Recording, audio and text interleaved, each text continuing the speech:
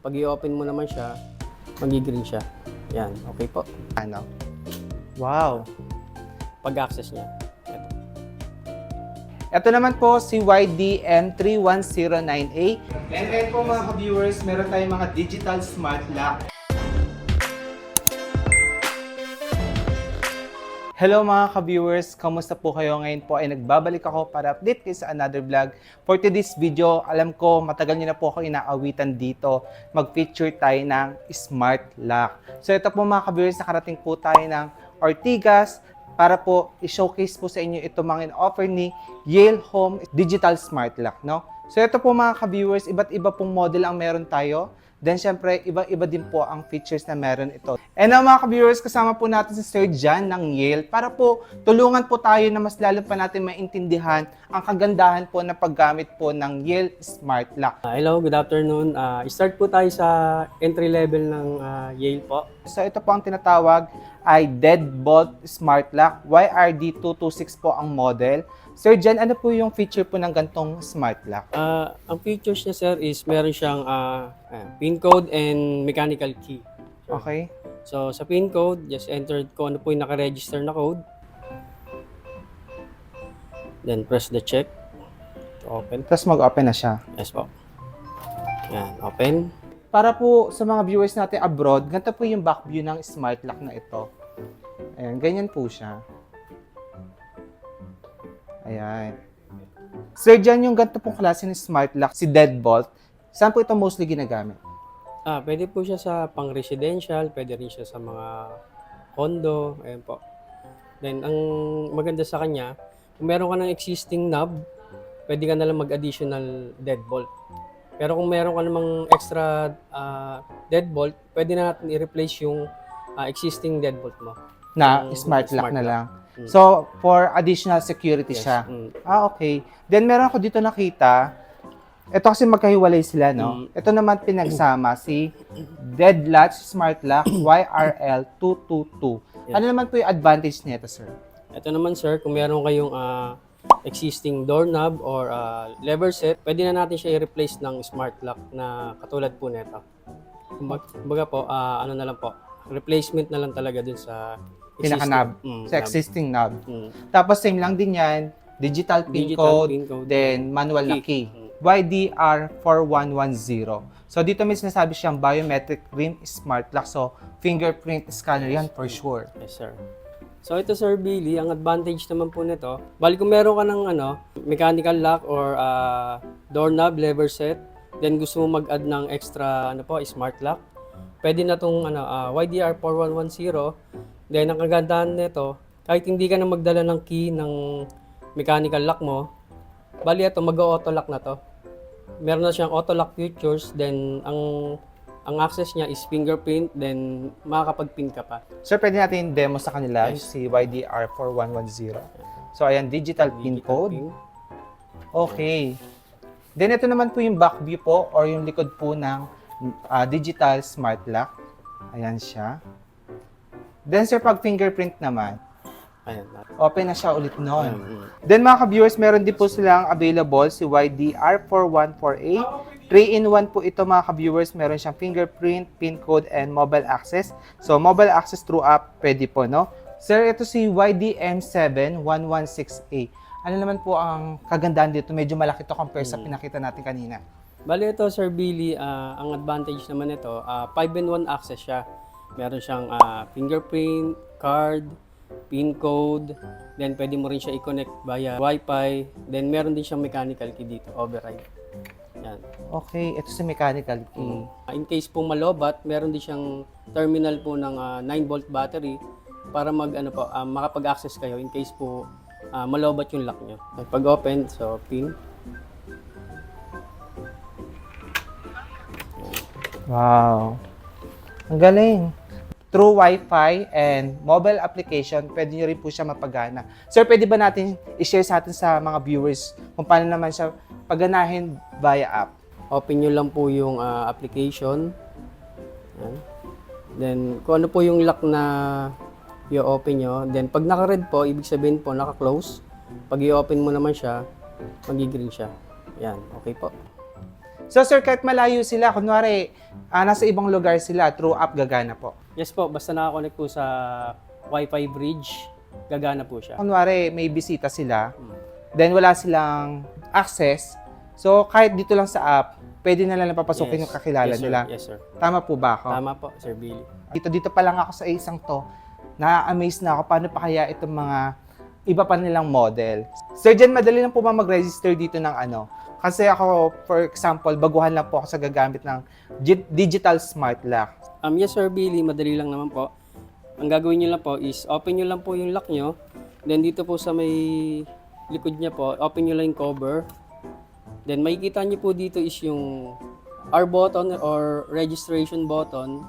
Press nyo lang po ito. Then voice guided naman siya kung ano po yung gusto nyo gawin. Yan. So pag register po ng fingerprint, press mo lang yung circle icon.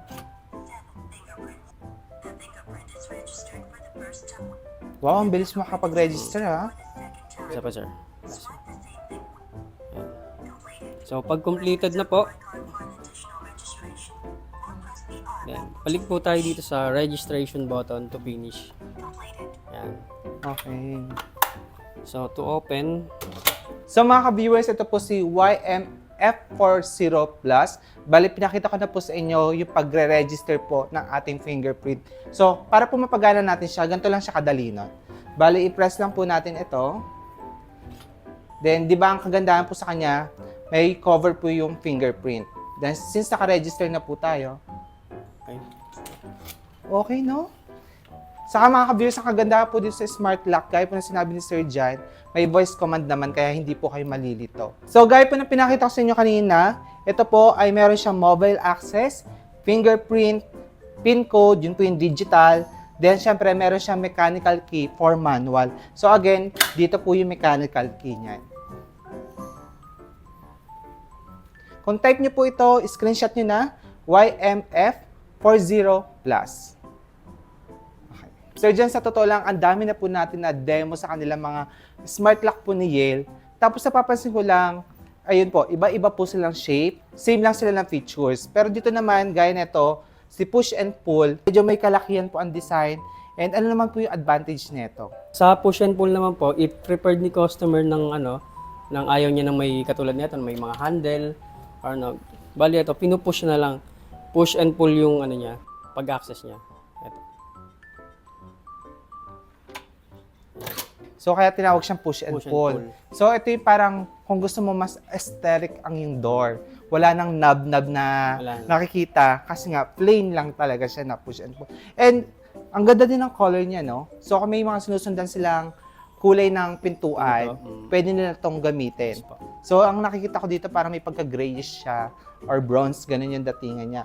And same lang din naman, meron po itong mobile access, meron din siyang fingerprint, meron na itong PIN code, mechanical key, and ang nadagdag is RFID tag. Yes, sir. Sir Billy, ito po siya, RFID tag po.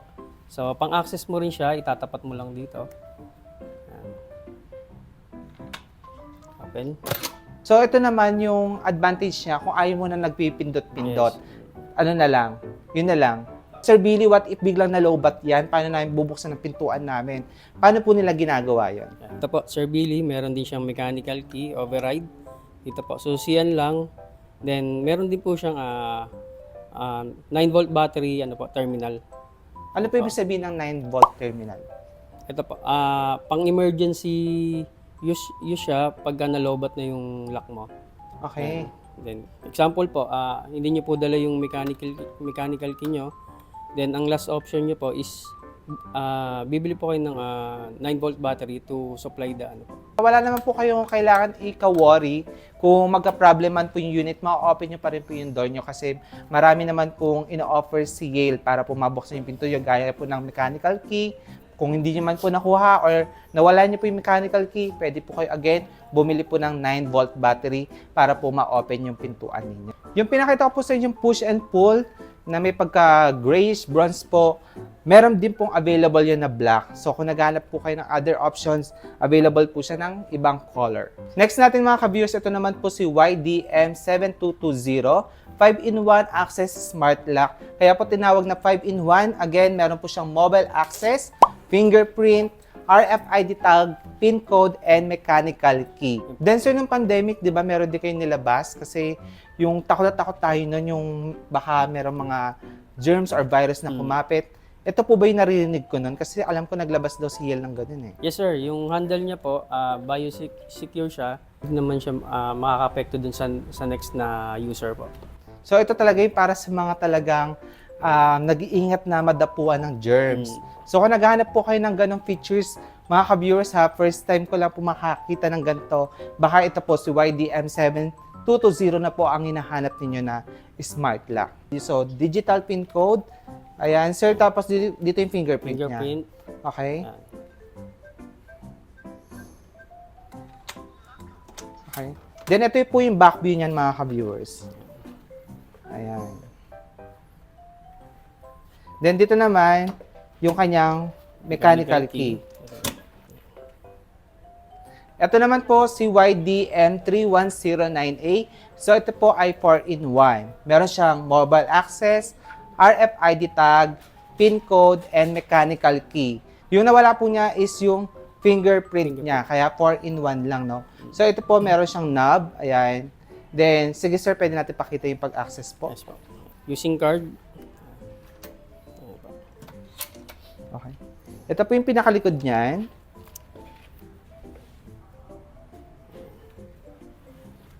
So again, ito po si YDM3109A 4-in-1.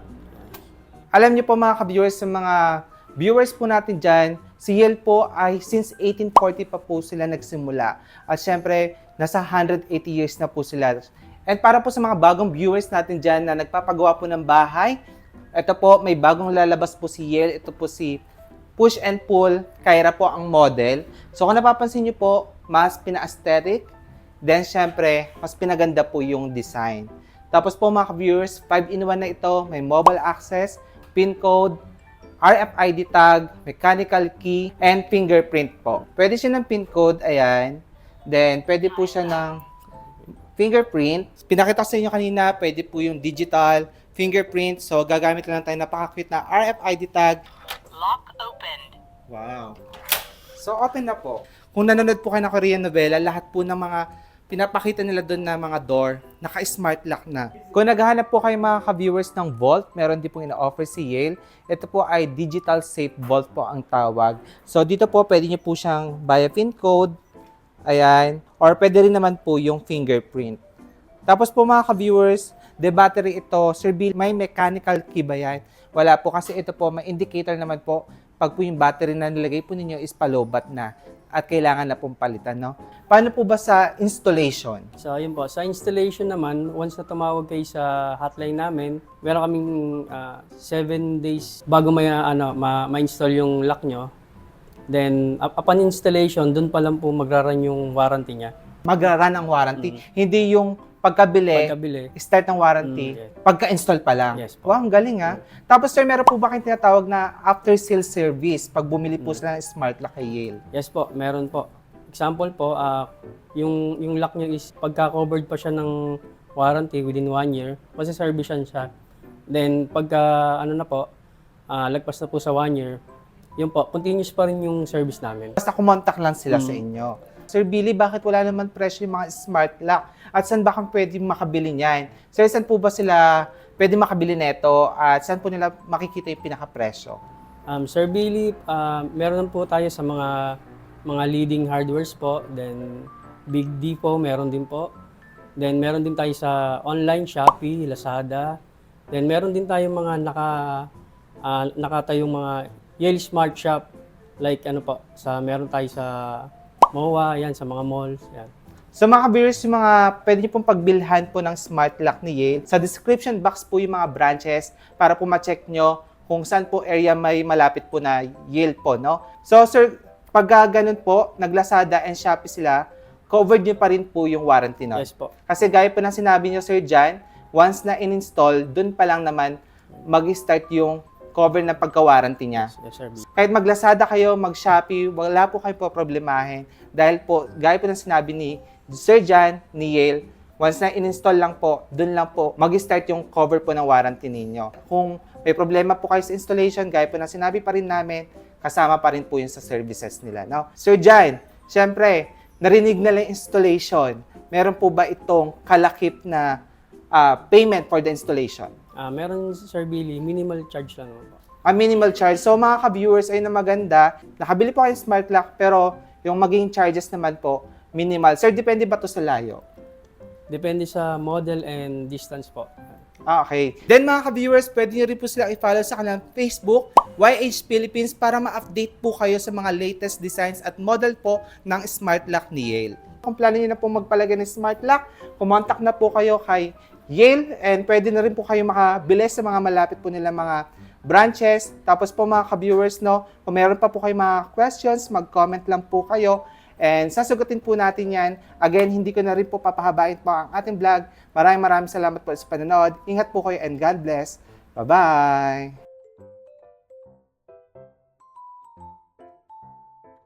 And ayun po mga ka-viewers, meron tayong mga digital smart lock. So abangan nyo po na soon i-install po ito sa bahay para ma-share ko po sa inyo yung process po ng installation. And ang good news po, meron din tayong bagong pintuan. Kaya ayan mga ka-viewers, abangan nyo po. Again, thank you for watching.